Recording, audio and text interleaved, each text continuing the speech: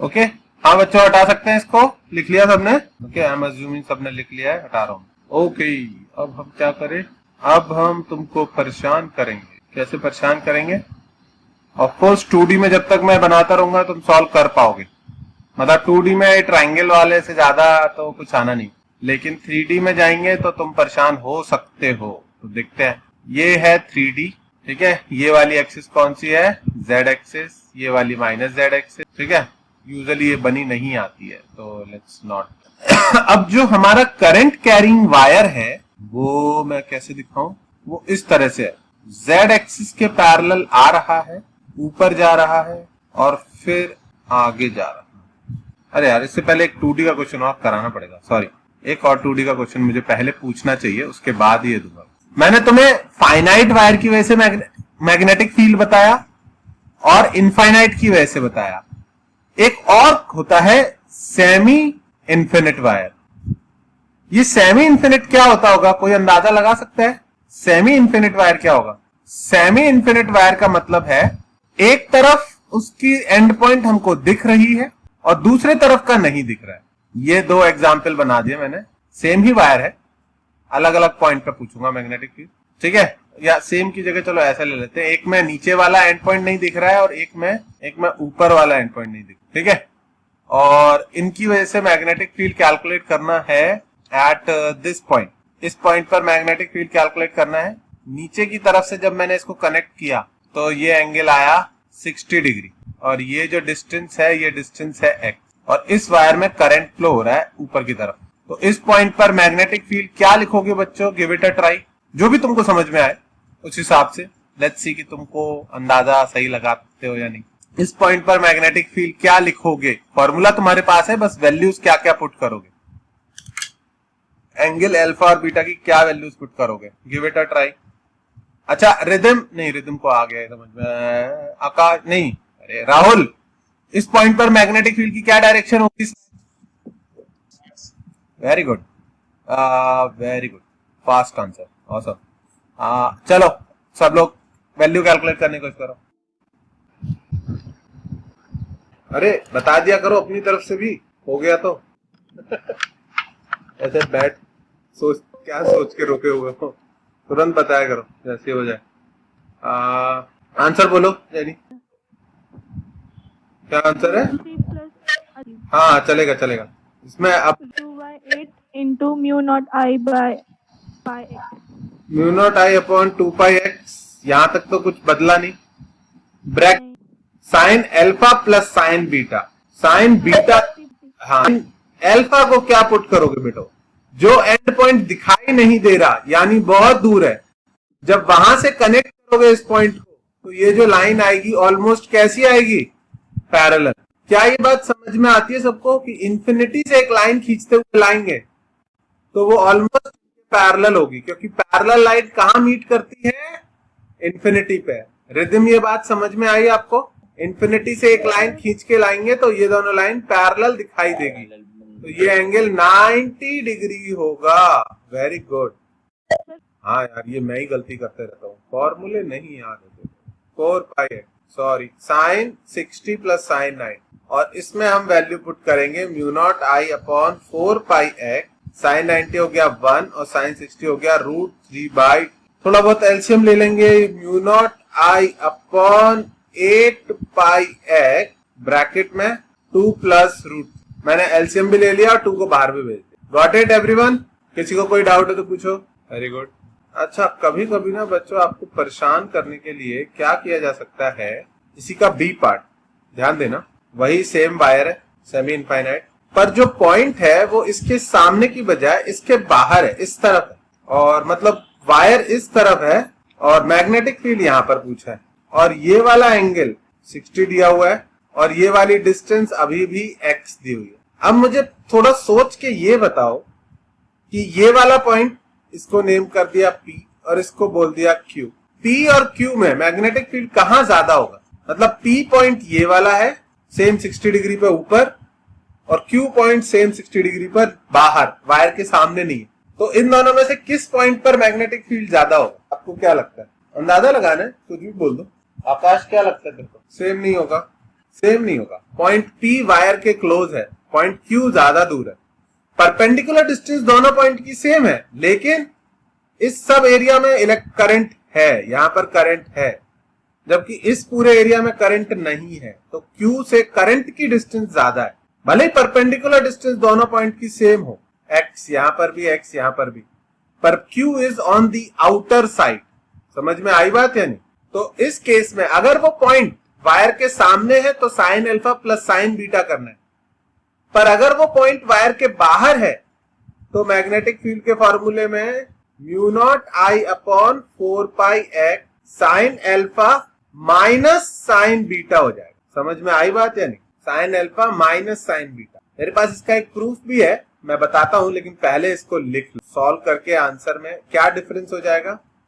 Mu naught I upon 8 pi x 2 minus root 3 हो जाएगा।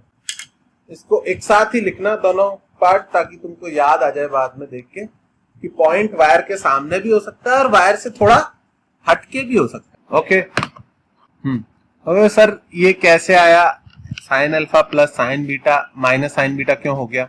तो उसके लिए मतलब ये प्रूफ ऐसे ही खुद का बनाया हुआ है, नथिंग स्टैंडर्ड। जैसे ये इसके लिए फॉर्मूला था हमारे पास अल्फा एंड बीटा, मतलब इसका एक तो इंटीग्रेशन से प्रूफ है ही, ठीक है, वो तो हो ही जाएगा, वो अभी बाद में बताऊंगा। इसके लिए फॉर्मूला था mu naught sine mu naught I upon 2 pi, यार कितनी बार, mu naught I upon 4 pi x sine alpha plus sine beta. Okay, ये इसकी वजह से था। अब मुझे क्या करना है, मुझे इसी वायर की वजह से मैग्नेटिक फील्ड इस पॉइंट पर देखना है, ठीक है, कोई ऐसा पॉइंट जिसमें ऊपर का एंगल अल्फा है, जरूरी नहीं है सेम अल्फा, अल्फा की कोई भी वैल्यू हो सकती है, और नीचे का एंगल यानी ये वाला एंगल बीटा है। समझ में आ रही है बात सबको? तो मैंने क्या किया कि मेरे को तो इसका फॉर्मूला पता था, तो मैंने इसको मॉडिफाई कर लिया। मॉडिफाई कर लिया मतलब इस मैग्नेटिक फील्ड की वैल्यू, बी वेक्टर की वैल्यू निकालने के लिए मैंने इसको एक तो पूरा बना लिया ऊपर से नीचे तक, मतलब इतना हिस्सा एक्स्ट्रा बना दिया। कितना हिस्सा एक्स्ट्रा बना दिया देखना, समझना ध्यान से थोड़ा। इसमें थोड़ा सा वायर एक्स्ट्रा जोड़ दिया, इतना पोर्शन। अब यहाँ पूरे में आई करंट है, ऊपर भी एंगल अल्फा और नीचे भी बीटा कर दिया। इसकी वजह से मैग्नेटिक फील्ड B1 लिख लूंगा मैं। अब तुम बोलोगे सर आपने ये वाला हिस्सा एक्स्ट्रा जोड़ा है, इसको हटाओ, तो इतने में मैंने एक अपोजिट वायर लगा लिया। अब ये जो अपोजिट वायर लगाया है, इसके दोनों एंगल क्या होंगे, बीटा और बीटा होंगे या नहीं होंगे? अब एक तरह से जितना वायर मैंने ऊपर की तरफ करंट का एक्स्ट्रा लगाया था, उसके अपोजिट में एक वायर लगा दिया, तो इन दोनों का इफेक्ट यहां पर कैंसिल आउट हो जाएगा। तो अगर मुझे पूरे वायर की वजह से मैग्नेटिक फील्ड B1 मिल जाए और सिर्फ आधे की वजह से B2 मिल जाए, तो ऑब्वियसली ये दोनों अपोजिट डायरेक्शन में आएंगे और इनका जो रिजल्ट आएगा वो क्या हो जाएगा, मैग्नेटिक फील्ड ड्यू टू सिर्फ अपर वायर की वजह से। क्या ये बात समझ में आई आपको? क्या बेटा? मैं नेमिंग से समझाता हूं।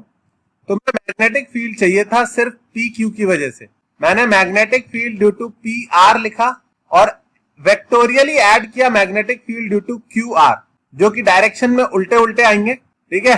तो magnetic field due to PR जिसमें ऊपर की तरफ जा रहा है करंट, PR में ऊपर की तरफ जा रहा है current, magnetic field due to PR का जो भी मैग्नीट्यूड आएगा minus magnetic field due to QR। अब देखो बात समझ में आए तो? बाकी लोग बताओ क्या ये समझ में आता है? रिदम ये चीज समझ में आई? ठीक है।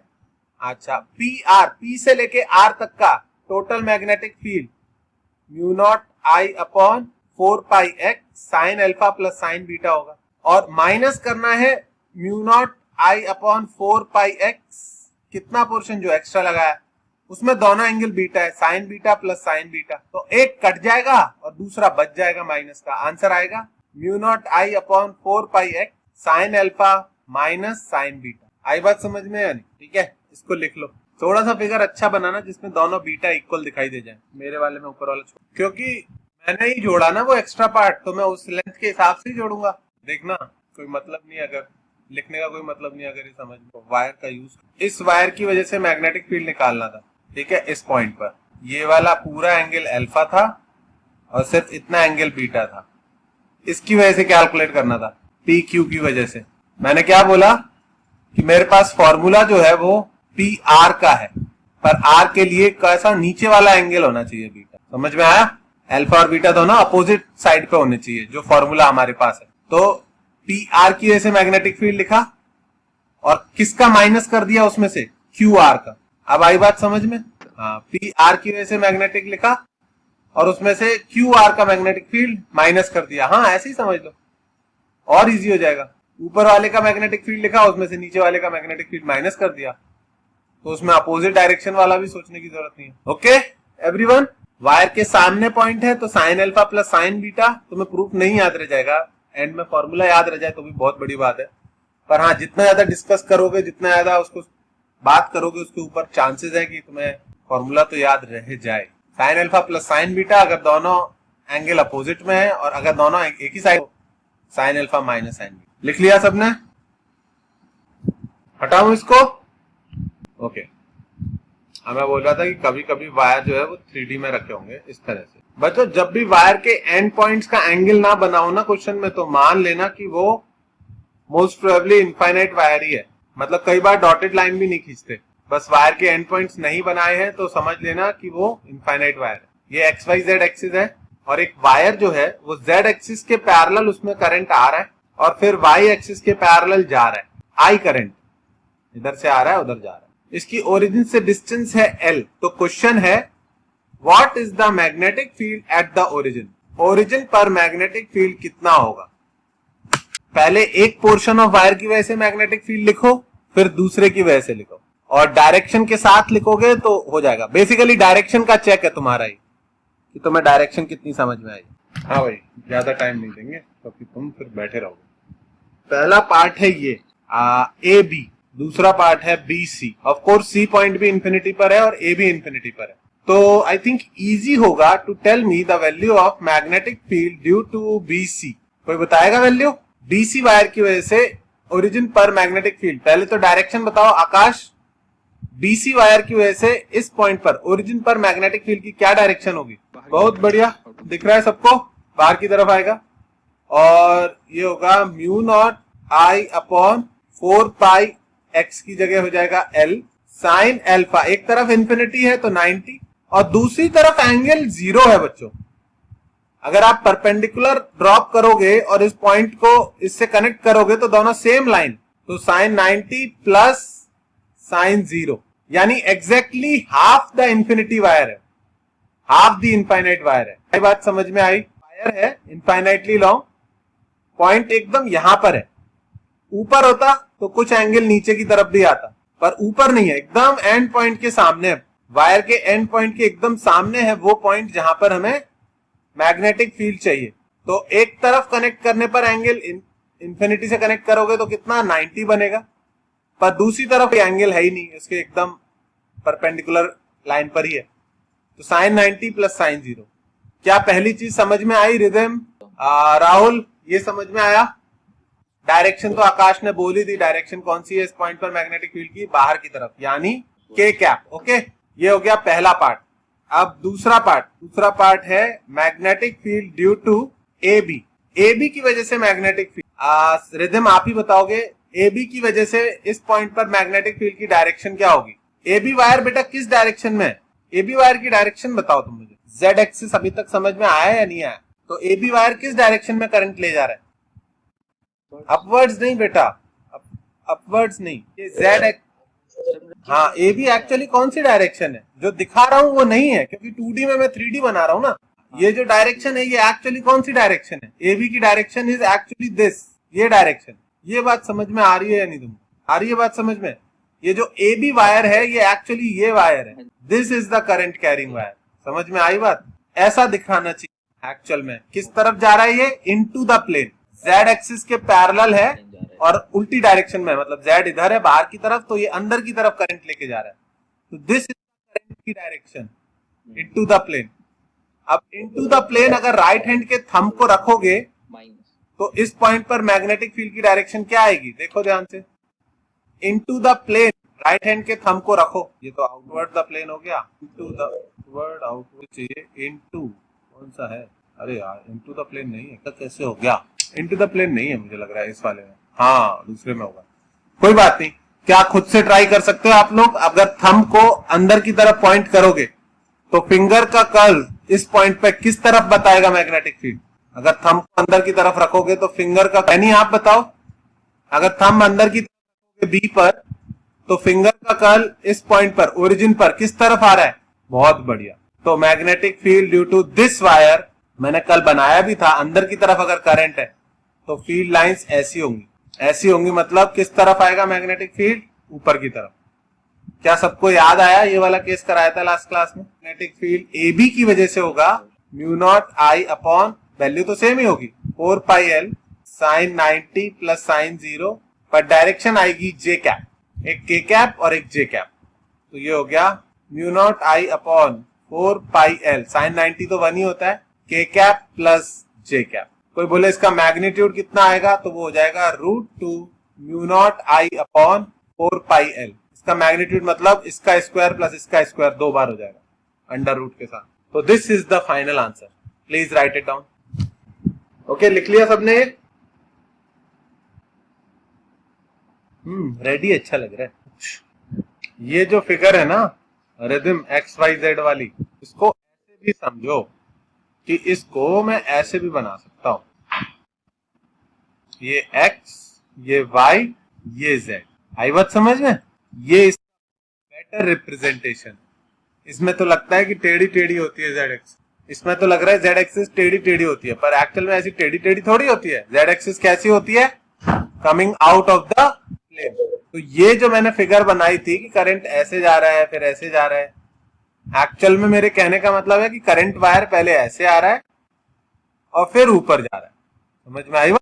पहले करंट बाहर से अंदर की तरफ आ रहा है, फिर अंदर से ऊपर की तरफ। ये था इसका मीनिंग, ठीक है? तो अब आई थिंक इसमें मेरे पास होगा, ये देखो थंब, अगर करंट अंदर की तरफ जा रहा है तो इस पॉइंट पर मैग्नेटिक फील्ड की डायरेक्शन ऊपर की तरफ आएगी। करंट जब ऊपर की तरफ जा रहा है तो इस पॉइंट पर मैग्नेटिक फील्ड डायरेक्शन बाहर की तरफ आएगी। एक वायर की वजह से ऊपर और दूसरे की वजह से बाहर, तो जे कैप प्लस के कैप हुआ। ओके, 2D वर्ड में 3D वर्ड पढ़ाने में थोड़ी सी दिक्कत है। अगर क्लासरूम हो तो ये चीज हम क्लास की जो 3 लाइंस होती है ना XYZ, उसको लेके बड़े आसानी से समझा देते। अब आज का दूसरा topic, magnetic due to coil. Coil को रिंग भी बोल सकते हैं, ठीक है? तो अगर किसी कॉइल या सर्कुलर कॉइल हो या रिंग हो, उसमें करंट फ्लो कर रहा है, उसकी वजह से मैग्नेटिक फील्ड कैसा होगा? तो पहले तो एक सर्कल बना लूंगा। लेट्स से ये सर्कुलर कॉइल है और इसमें करंट कैसे फ्लो कर रहा है? ऊपर जा रहा है, क्लॉकवाइज फ्लो कर रहा है, इधर जा रहा है, इधर जा रहा है और इधर जा रहा है। ओके, क्लॉकवाइज इसमें करंट फ्लो कर रहा है। तो अब तुम लोग मुझे ये बताओ कि जो इस वाले हिस्से में करंट है, इसकी वजह से सेंटर पर मैग्नेटिक फील्ड की क्या डायरेक्शन आएगी? कोई भी बताओ जिसको जल्दी समझ में आ रहा। इस वाले पोर्शन के करंट की वजह से magnetic field at the centre की क्या डायरेक्शन होगी? इनवर्ट्स।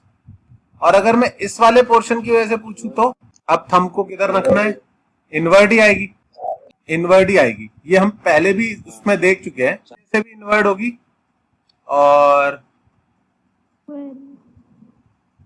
इसकी वजह से भी इन्वर्ट होगी, और मैं बाकी दोनों बना दूंगा तो भी उनकी वजह से भी इन्वर्ट ही आएगी, वो जबरदस्ती फिगर गंदी हो जाएगी। तो basically I can say that ऐसा है, दिखाई दे रहा है? आई थिंक यहाँ पे रखना ही ठीक होगा। हाँ, ये है करंट कैरिंग कॉइल और इसकी वजह से मैंने सिर्फ टॉप मोस्ट और बॉटम मोस्ट पॉइंट का मैग्नेटिक फील्ड बनाया है, पर ऐसा ही सब जगह से तुमको अज्यूम करना पड़ेगा। ये जो 2 सर्किल बन रहे हैं ना, हर पॉइंट पे ऐसा सर्किल बनेगा और सबकी वजह से सेंटर पर मैग्नेटिक फील्ड किधर आएगा? इनवर्ट। क्या ये बात समझ में आती है? करंट कैरिंग कॉइल में एक तरफ से मैग्नेटिक फील्ड लाइन अंदर जा रही होंगी और दूसरी तरफ से बाहर निकल रही होगी। मतलब कोई इस स्क्रीन के पीछे खड़ा होगा, उसको मैग्नेटिक फील्ड लाइन बाहर निकलती दिखाई देगी।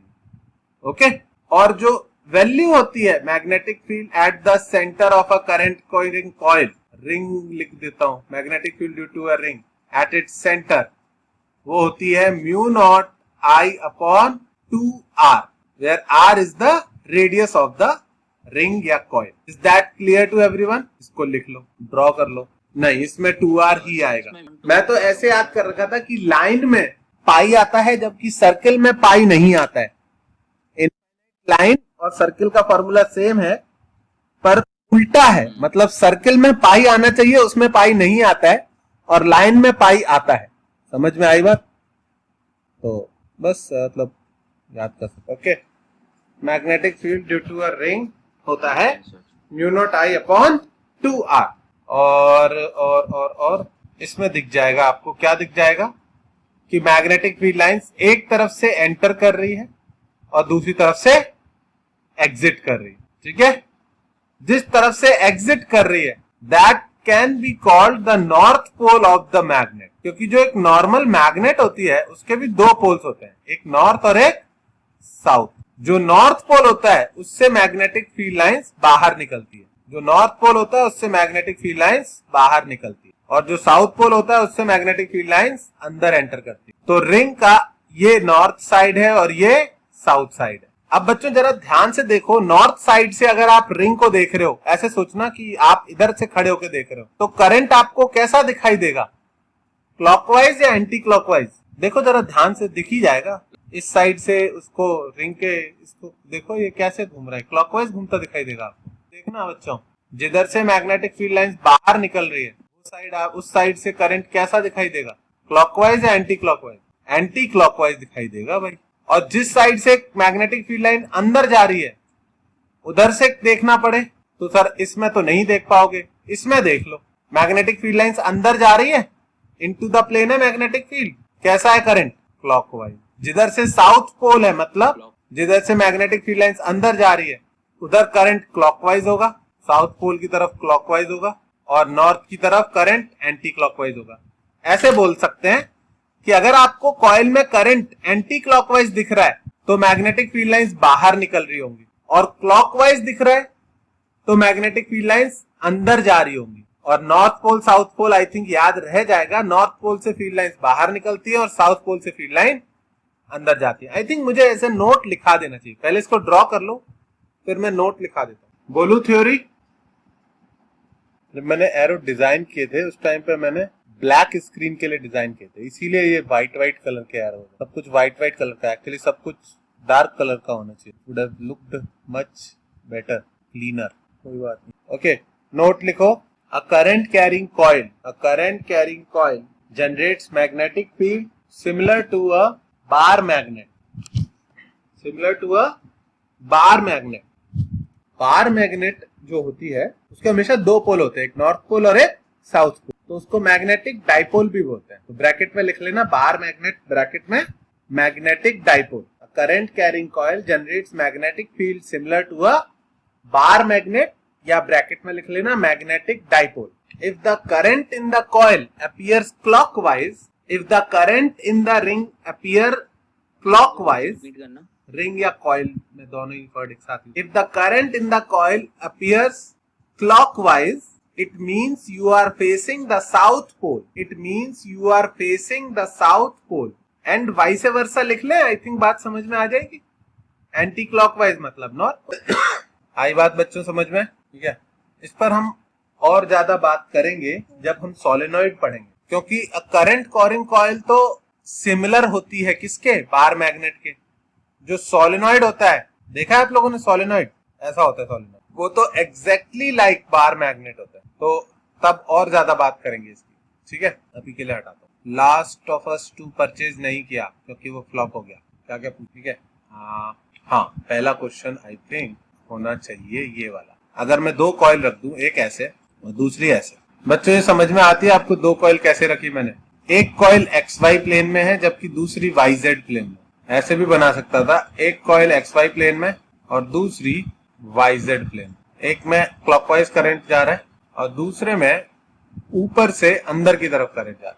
क्या ये फिगर समझ में आती है आप लोगों को? दो फिगर, दो कॉइल हैं इसमें, सर्कुलर कॉइल, एक XY प्लेन में और एक YZ प्लेन में, दोनों का सेम सेंटर है, दोनों की सेम रेडियस है R। What is the magnetic field at the common centre? Magnetic field at the common centre of two coils. ठीक है, इनके कुछ नाम रख देते हैं, ये है कॉइल A और ये है कॉइल B। चलो फिगर लिख लो, फिगर बना लो, क्वेश्चन लिख लो। हाँ भाई, किसी का आंसर आया? मैं दोनों कॉइल को एक साथ सॉल्व करने की बजाय आई वुड प्रेफर कि पहले एक कॉइल के लिए मैग्नेटिक फील्ड लिख लें सेंटर पे, ये वाली कॉइल। इसकी वजह से मैग्नेटिक फील्ड सेंटर पे क्या डायरेक्शन में होगा, रिदम बताओ। वैल्यू तो अभी अभी पड़ी थी, μ0I/2r। डायरेक्शन मैग्नेटिक फील्ड की क्या होगी सेंटर पे इस कॉइल की वजह से? इनवर्ट होगी, ठीक है। अच्छा, अब ना तुम राइट हैंड थंब रूल दो तरह से यूज कर सकते हो। एक तो तुम किसी भी करंट की तरफ थंब को रखो तो फिंगर्स की डायरेक्शन बता देगी मैग्नेटिक फील्ड की डायरेक्शन एट द सेंटर। और इससे भी कई लोग यूज करते हैं कि करंट की डायरेक्शन में फिंगर्स को रोटेट करो and thumb will give you direction of magnetic field. समझ में आई बात? मतलब you can not go wrong with this. Current की डायरेक्शन में थंब को रखोगे तो fingers will give you direction of magnetic field. और अगर सर्कुलर कॉइल है या पूरी कॉइल है, मतलब कंप्लीट सर्कल या कंप्लीट रेक्टेंगल, तो फिंगर्स को अगर करंट की डायरेक्शन में रोटेट करोगे, जैसे क्लॉकवाइज रोटेट करोगे फिंगर्स को राइट हैंड की, तो thumb will give you direction of magnetic field. दोनों की वजह से देख लो बच्चों, डायरेक्शन किधर आ रही है? इनवर्ट। माइनस के कैप लिख रहा हूं। कोई डाउट तो नहीं किसी को? तुमको जिसकी आदत है तुम उसको ही यूज कर सकते हो, नए वाले को भी यूज कर सकते हो। लोग बताते हैं तो मैंने भी तुमको बता दिया। यू शुड नो कि हाँ एक और तरीका है। मैं तो हमेशा पुराना वाला तरीका यूज करता हूँ, तो आई स्टिल प्रेफर दैट। अब इस दूसरे रिंग की वजह से बात कर लेते हैं। यानी इस रिंग की वजह से करंट ऐसे जा रहा है, सेंटर पर मैग्नेटिक फील्ड की क्या डायरेक्शन होगी बेटा? ये पहले वाले की वजह से। स्क्रीन के पर्सपेक्टिव नहीं, एक्स वाई जेड के हिसाब से बताओ किस डायरेक्शन में होगा मैग्नेटिक? एक्स आई कैप। किसने बताया? माइनस आई कैप। कौन? अमेया। अच्छा, और किसी ने कैलकुलेट करा? राहुल, ये रिंग कैसी है? ये समझ में आती है आपको 3D में या नहीं? कैसे रखी हुई है रिंग? आपकी परपेंडिकुलर, समझ रहे हो? हाँ, मतलब आपकी स्क्रीन पे एक टायर की तरह टिकी हुई है, ऐसे समझना। ऐसी रिंग है। इसकी वजह से सेंटर पर मैग्नेटिक फील्ड की क्या डायरेक्शन होगी बेटा? नहीं, वाईजेड प्लेन में तो करंट है, नहीं इन्वर्ट नहीं होगी। इसकी वजह से सेंटर पर मैग्नेटिक फील्ड की ये डायरेक्शन होगी, ये होगी नहीं। इस वायर की वजह से मैग्नेटिक फील्ड देखना है यहाँ पर, ये पॉइंट इसके राइट में नहीं है, ये पॉइंट इसके पीछे है। इस चीज को समझ नहीं पा रहे तुम लोग? ये रिंग है ऐसी, समझ में आ रहा है या नहीं? ऐसी रिंग है ये। हाँ, इसका सेंटर इस वायर के राइट में नहीं है, इस वायर के नीचे है, पीछे है। समझ में आ रही है बात या नहीं? ये जो सेंटर है ये इस वायर के राइट में नहीं है, इस वायर और पीछे वाले वायर के बीच में है। क्या ये चीज समझ में आ रही है या नहीं? तुमको नहीं समझ में आ रहा? तुम डांट के। करंट ऊपर जा रहा है, फिर अंदर जा रहा है, फिर नीचे जा रहा है। इस चीज का सेंटर ये जो है ये इस वायर के राइट में नहीं है, इस वायर के पीछे है। ये चीज कैसे समझाऊं मैं तुम्हें? ये दोनों का मिड पॉइंट था, दोनों रिंग का मिड पॉइंट सेम था। हाँ, दोनों रिंग का सेंटर सेम था। ये जो रिंग है ऐसे देख लो। अरे अरे अरे अरे, मेरे पास है ना इसका फिगर। ये जो रिंग है, ये जो रिंग है ये एक्चुअल में मेरे पास है ना ऑलरेडी। ये वाली रिंग है बच्चों, ये वाली रिंग। देखो भैया, बाहर से करंट ऊपर जा रहा है और अंदर से पीछे जा रहा है। क्या ये समझ में आता है या नहीं? आता है या नहीं समझ में? अब देखो सेंटर पे मैग्नेटिक फील्ड की डायरेक्शन। Yes sir. किधर आ रही है मैग्नेटिक फील्ड की डायरेक्शन? ऐसे आ रही है। आया समझ में या नहीं? हाँ, ये चीज जो है ये बिना क्लास में पढ़ाए बस वही है कि मैंने फिगर बना रखे थे इसलिए पढ़ा पा रहा हूँ, वरना बैंड बच जाए। कैसे दिखाऊंगा इसको? अगर तुम कैसे सॉल्व करना चाह रहे हो? कैसे? Right hand thumb rule. तो थंब को तुम ऊपर की तरफ रख रहे होगे। हाँ, थंब को ऊपर की तरफ रखो, ठीक है। और जब वो फिंगर अंदर की तरफ है तब वो किधर जा रही है? जब वो अंदर है, देखो इस पॉइंट पे वो इधर जा रही है। फिंगर अंदर की तरफ है तब वो इधर जा रही है। पॉज हाँ कर दिया। कोड लिख रखा है मैंने, पर मुझे खुद ही पता नहीं है कि मैंने क्या क्या कोड लिख रखा। पॉज कर सकता हूं मैं? ये कर दिया। देखो भाई, ऊपर जब फिंगर्स अंदर की तरफ जाएंगी तो वो किस तरफ पॉइंट कर रही है? लेफ्ट साइड पॉइंट कर रही है कि नहीं कर रही है? क्या बात है। और देख लो, समझ में आया? करंट ऊपर की तरफ जा रहा है पर मैग्नेटिक फील्ड लेफ्ट साइड जा रहा है। ओके, ठीक है। ये जो स्ट्रेट वायर है इसकी वजह से मैग्नेटिक फील्ड यहां पर अंदर होगा, यहां पर बाहर होगा, पर इसके पीछे वाले पॉइंट पे लेफ्ट साइड होगा। समझ में आया या नहीं? कि पीछे वाले पॉइंट पे लेफ्ट साइड होगा और इसके ऊपर वाले पॉइंट पे राइट साइड होगा, तभी तो वो सर्कल बनेगा एक पूरा। भाई राहुल, समझ में आई बात? ठीक है। तो इस वाली रिंग की वजह से मैग्नेटिक फील्ड, दूसरी रिंग की वजह से वो आएगा, वैल्यू तो उतनी आएगी mu naught I upon 2r, पर डायरेक्शन आएगी माइनस आई कैप। ओके, लिख लो इसको भी, दोनों की वजह से। पहले वो पोल जो हमको एक्स वाई प्लेन में है रिंग उसकी वजह से, और उसके बाद जो वाई जेड में ठीक है, ये इसकी वजह से था और ये डन। ओके अच्छा, ये ध्यान रखना कि अगर कभी पूरे रिंग की जगह आधी रिंग हो जाए, 1/4 हो जाए, 1/3 हो जाए तो कोई दिक्कत नहीं है। अगर फुल रिंग की वजह से mu naught I upon 2r है, फुल रिंग की वजह से, इस रिंग के सेंटर पे क्या होगा मैग्नेटिक फील्ड की डायरेक्शन, जरा बताना नैनी, आप बताना इस रिंग के सेंटर पे मैग्नेटिक फील्ड की डायरेक्शन। ठीक है, बहुत बढ़िया। ठीक है, अगर हाफ रिंग है तो कोई दिक्कत नहीं है, mu naught I upon 2r की जगह 4r हो जाएगा। ओके, अगर क्वार्टर रिंग है, सिर्फ इतना ही है पोर्शन, तो सेंटर पे मैग्नेटिक फील्ड डायरेक्शन आउटवर्ड ही रहेगी, उस केस में कितना हो जाएगा, mu naught I upon 8r हो जाएगा। और अगर कोई आर्क है, आर्क मतलब एंगल कुछ गिवन है, मान लो वो सेंटर पे एंगल थीटा बनाता है, तो उसकी वजह से magnetic field mu naught I upon 2r, ये कितने एंगल की वजह से है, 360 डिग्री इंटू थीटा की वजह से, यूनिटरी मेथड लगा दिया, 360 की वजह से इतना, तो 1 डिग्री की वजह से इतना अपॉन 360 इंटू थीटा। ये कंफर्टेबल है सब लोग इसको समझने में? ऐसे लिख सकता हूं, mu naught I upon 2r into theta by 360 degree, अगर थीटा डिग्री में दिया है, या फिर अगर रेडियन में दिया हुआ है तो क्या कर दोगे, थीटा बाई 2 पाई कर देना, mu naught I upon 2r theta by 2 पाई, अगर थीटा रेडियन में दिया है। क्या ये सबको समझ में आता है? तो अपन यूनिटरी मेथड से बाकी सारी शेप्स की वजह से भी मैग्नेटिक फील्ड लिख सकते हैं, हमको दोबारा दोबारा प्रूव करने की कोई जरूरत नहीं। ये चारों फॉर्मूले क्लियर होने चाहिए आपको। Please write them down. Done. Okay, अच्छा एक चीज याद रखना, जैसे कोई वायर है, फिर एक हाफ रिंग है, फिर ये आगे, ठीक है, तो करंट कैरिंग वायर है, फिर हाफ रिंग है, फिर आगे वायर है, और मैंने पूछ लिया कि यहां पर मैग्नेटिक फील्ड बताओ, ये r डिस्टेंस है, तो टेक्निकली 3 पार्ट है, A to B, B to C and C to D।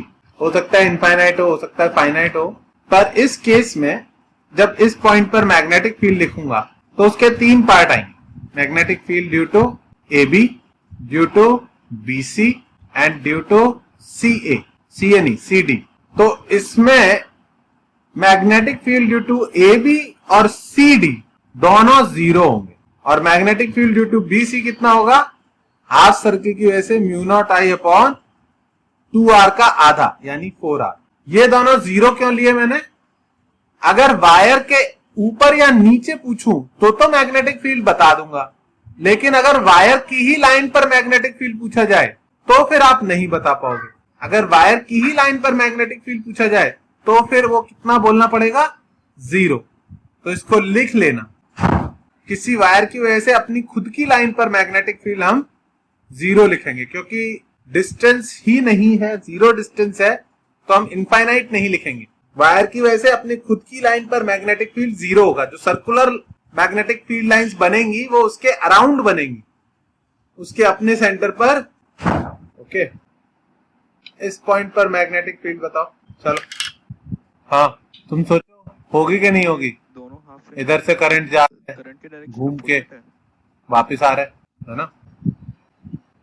Total wire के 4 सेक्शन है, magnetic field due to AB and magnetic field due to CD बराबर होगा 0 के, उनके अपने एक्सिस पर बात कर रहे हैं, उनकी लाइन इससे पास हो जाएगी। तो magnetic field due to BC बताना है, कितना होगा, कोई बताएगा कितना होगा डायरेक्शन के साथ? नैनी आप बताओ, BC वायर की वजह से magnetic field at the centre कितना होगा, mu naught I by 12r यानी 4r में r की जगह 3r पुट कर दिया। बहुत पूरी रिंग की वजह से mu naught I by 2r होता है, आधी की वजह से mu naught I by 4r होगा, पर r की जगह 3r। और सॉरी, डायरेक्शन भी बोली तुमने, डायरेक्शन मैंने नहीं सुनी, क्या बोला? बहुत बढ़िया। क्या इसमें किसी को कोई डाउट? बहुत ही बढ़िया, फिर तो कर ही दिया तुम सबने इसका मतलब, माइनस के क्या, क्योंकि दूसरे वाले की वजह से magnetic field due to DA यानी AD, DA वायर की वजह से मैग्नेटिक फील्ड कितना किस तरफ होगा, कितना होगा, माइनस के कैप क्यों होगा, DA एंटी क्लॉकवाइज है, एंटी क्लॉकवाइज, चलो उतना तो याद नहीं रहेगा अभी।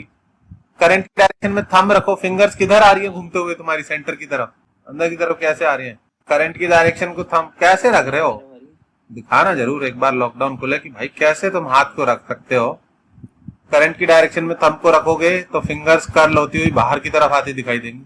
नहीं दिख रही तुमको? बाहर आती है ना।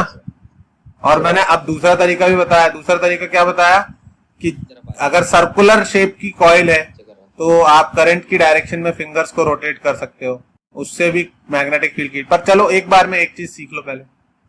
आ रही है बाहर की तरफ फिंगर्स, तो के कैप, इन दोनों को जोड़ के आंसर आ जाएगा। कितना आंसर आएगा तुम ही लोग बताओ। रैनी बता दे आंसर। म्यू नॉट आई बाय 6R के कैप। यानी जो छोटा वायर है उसकी वजह से मैग्नेटिक फील्ड बड़ा हो, ज्यादा होगा। जो छोटी कॉइल है उसकी वजह से ज्यादा होगा, वो पास में है ना उस पॉइंट के, उसकी वजह से मैग्नेटिक फील्ड की वैल्यू ज्यादा है। तो नेट डायरेक्शन आउटवर्ड रही। Is that clear to everyone now? क्या किसी केस में ऐड भी हो सकता है दोनों का मैग्नेटिक फील्ड? हाँ बिल्कुल हो सकता है। पता है किस केस में ऐड हो जाएगा? अगर मैं फिगर चेंज कर दूं और कुछ ऐसी फिगर बना दूं, अब दोनों कॉइल, दोनों हाफ्स का मैग्नेटिक फील्ड सेंटर पर ऐड हो जाएगा। तुम खुद से ट्राई करके देख सकते हो, सोच के देख सकते हो कि इसकी वजह से भी और इसकी वजह से भी। रदिम चल बता। PQRS, PQ की वजह से मतलब आउटर कर्व की वजह से सेंटर पे मैग्नेटिक फील्ड की क्या डायरेक्शन आएगी? ये रखा तेरा हाथ करके की डायरेक्शन में कर दिया करंट, करंट की डायरेक्शन थंब को कर दिया। किधर है सेंटर पे मैग्नेटिक फील्ड? देखना ध्यान से हुए रोटेट होते हुए। बता किधर जा रही है फिंगर जब वो सेंटर की तरफ आ रही है? बाहर की तरफ कैसे आती दिख रही है तेरे को? ये तो अंदर नहीं दिख रही। क्या है तो बाहर की तरफ क्यों दिख रही है तुमको? क्या कंफ्यूजन है इसमें? इस तरफ थंब में तो फिंगर अंदर ही तो जा रही है बेटा। फिर तो इस तरह जब यहाँ पर है तब क्यों देख रहा है उसको?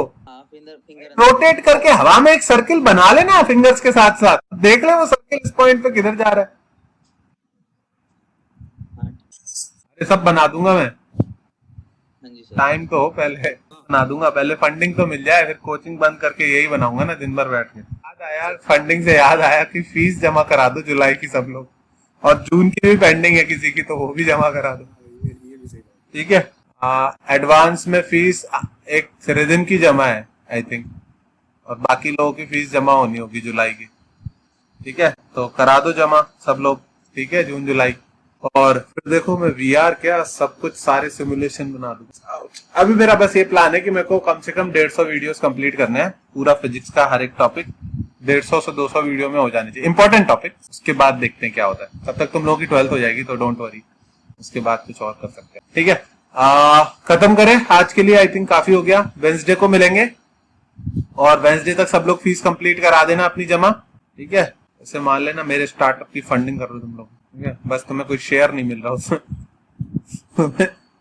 बस एजुकेशन मिल रही है, शेयर नहीं मिल रहा, ठीक है।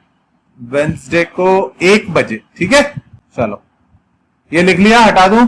Okay, bye bye everyone, bye bye bye bye bye.